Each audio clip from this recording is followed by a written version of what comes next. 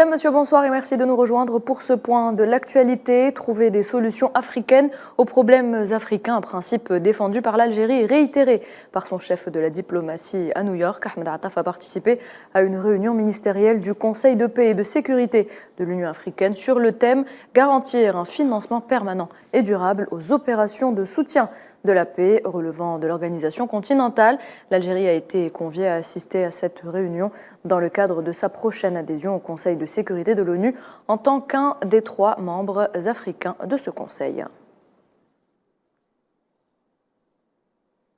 Le ministre algérien des Affaires étrangères a eu, au terme de sa participation aux travaux du segment ministériel de la 78e session de l'Assemblée générale des Nations unies, des entretiens bilatéraux avec le président de la Commission de l'Union africaine, Moussa Faki Mahamat, et a également reçu le commissaire aux affaires politiques, à la paix et à la sécurité de l'Union africaine, Bankole Adeoye. Ces deux rencontres ont porté sur l'examen des relations bilatérales entre l'Algérie et l'Union africaine dans divers domaines, ainsi que l'échange de points de vue sur le développement de la situation politique et sécuritaire sur le continent, notamment dans la région du Sahel. Ahmed Attaf a aussi tenu des rencontres bilatérales avec plusieurs de ses homologues, notamment azerbaïdjanais, jordaniens, sahraouis et namibiens. Attaf a également reçu le ministre d'État britannique Lord Tariq Mahmoud Ahmed.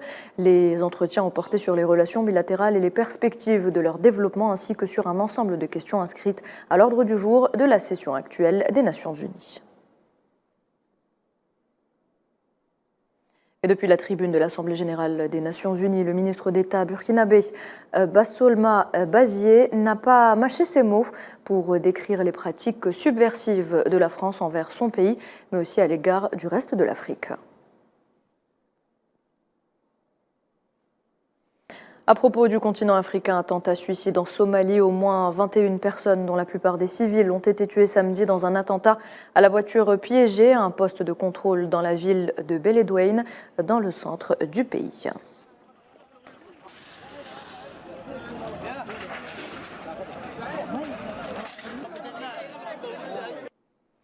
Le secrétaire américain à la Défense, Lloyd Austin, a entamé un important périple visant à renforcer les liens avec les alliés des États-Unis à travers l'Afrique. Sa tournée a débuté par une première escale à Djibouti.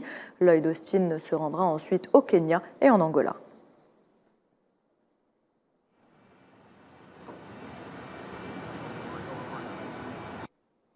Actualité au Proche-Orient, 2 Palestiniens sont tombés en martyrs lors d'un raid de l'armée sioniste ce dimanche à l'aube en Cisjordanie occupée. Il s'agit d'Osaïd Abou Ali, 22 ans, et Abdelrahman Abou Darash, 32 ans. Après 9 mois passés, l'année 2023 s'inscrit comme l'une des plus meurtrières du XXIe siècle, avec plus de 230 Palestiniens tués par l'armée sioniste ou les groupes de colons armés.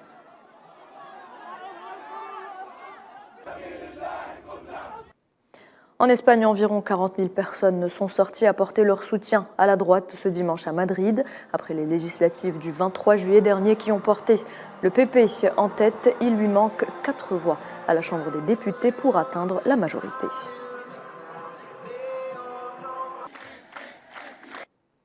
Et dans le conflit russo-ukrainien, le ministre russe de la Défense a affirmé que son armée avait utilisé des armes de haute précision pour attaquer des cibles de l'armée ukrainienne telles que des installations de maintenance, des arsenaux où étaient stockées des armes et des munitions fournies par l'Occident.